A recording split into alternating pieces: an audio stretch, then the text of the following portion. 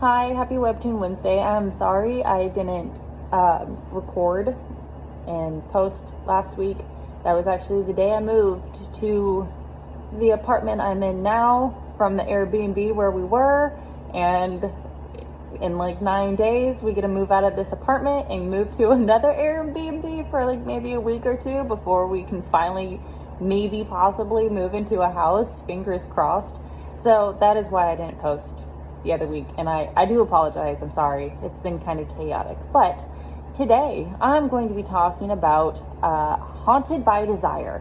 The other name I did see on one of the websites was Ghost Child. I did see it being advertised on one of the Facebook groups I am a part of, and here's this picture for it, what they showed.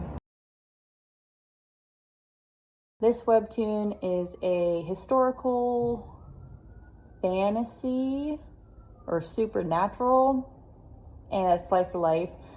Part of it is in the past, it's historical, and then like the other half or other 1/3 of it is in present day, so that's why I'm including both. I really do like ghost or supernatural kind of romances. I have read several of them, so I was kind of interested in where this was going to go, and the fact that I didn't like the pictures that you see where it was being advertised on the Facebook group, like they look kind of creepy, but then there's additional pictures that I'm going to show right now that show additional like creepiness and horror and like how well done that part of the webtoon was. So here's some of the pictures. Now I'm going to do a little voiceover picture collab thing, and then I'll get my final thoughts after those pictures are done. Sung-jae has been spending his nights being visited by a ghost that resembles his good friend Do-Hyo.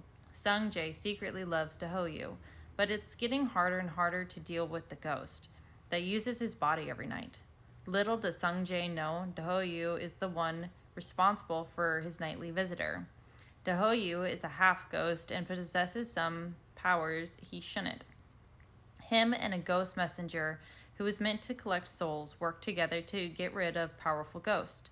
This messenger is repenting for sins he committed in his previous life that his mad king ordered him to do.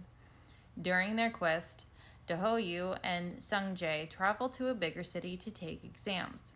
In the big city, they stay with Sung-jae's cousins, Baek Beom, who is the eldest son, and Baek Soo-yeon, a bastard child. Beom is incredibly mean to Soo-yeon, but this is the cover-up for the fact that he's actually in love with his half-brother. Even when Beom discovers Soo-yeon has released a curse over the entire family, Beom still lusts over him. Beom is okay with his impending death, and feeling that his death is nearing, Beom finally tells Seon the truth. How much struggle can one endure? Why must some suffer? And how does one live without their true love? Who will have a happy ending once the dust has settled? I did like this webtoon. I thought it was really well done. You can see from the beginning to the end how the artwork improved / changed, however you'd like to phrase it. You can tell the difference. I also like how in the beginning how our main male lead looks.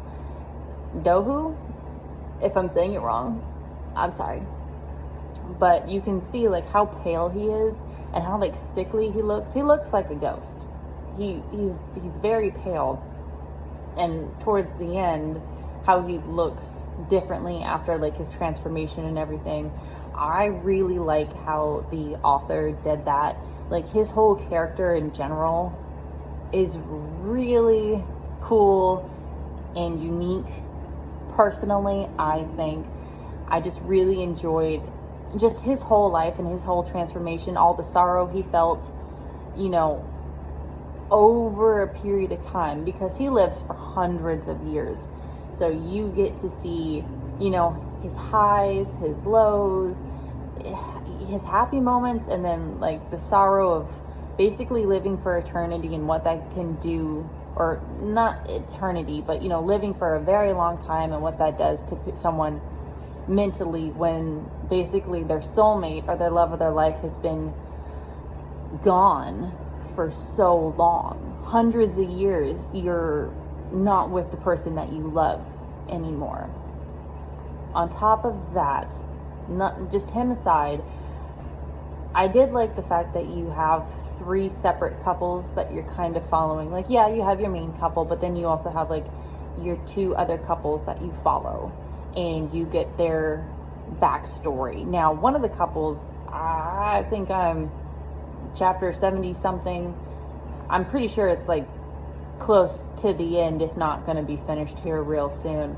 But one of the couples, I think, is getting close to the part where their story is about to wrap up and be finished. So I do like the fact that you get to know what happens to everybody. You're not kind of like left there hanging, wondering what happened to somebody. The author incorporates that in, and you get like a follow-up, so you're not just like, well, what happened to that dude or that couple, which is really nice that they included that as well. There were parts that, you know, made me cry a little bit, choked me up, and there's parts I didn't really laugh a whole lot. I think there was maybe like 1 or 2 parts that made me laugh, and like this fart scene is one of them. I hope you guys have a wonderful day, and thank you for watching. I'll see you next time. Bye, everyone.